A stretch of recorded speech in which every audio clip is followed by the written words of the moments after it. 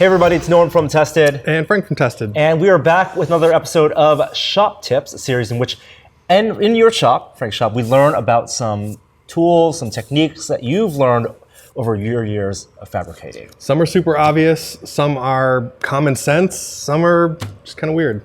Today's tip actually is something I didn't even think about, but it makes total sense. It's about reusing some material. Yeah, I hate wasting silicone. Usually when I pour a silicone mold, I do the math to figure out exactly how much I need in there. But sometimes, over the years, I end up coming up with all this extra rubber in the bottom of buckets. So what I do is I use these for Bondo pads.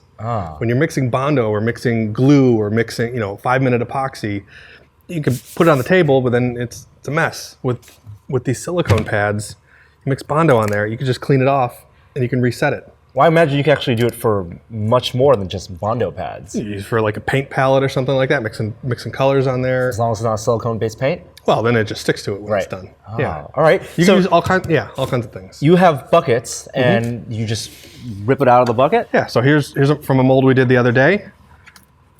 You just peel it out. Oh, it's so satisfying. Silicone, of course, sticks to nothing but silicone.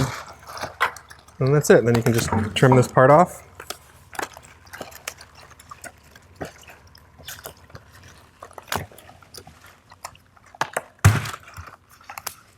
There you go. Now you have a Bondo pad. It's a Bondo pad right Sticky on the there. other side. There you go. A Bondo pad or a palette for paint. Mixing anything. Mixing anything. Awesome. And these are the ones you've had over the years. These are years worth of wasted rubber, but I mean, it happens sometimes. Yeah. Do you ever throw these away or just? Eventually, this one's starting to get kind of cut up, and eventually things start to kind of grab into the rubber. So you can use these as cut surfaces too. There's a lot of cut marks on here. That way you're not cutting up your tables.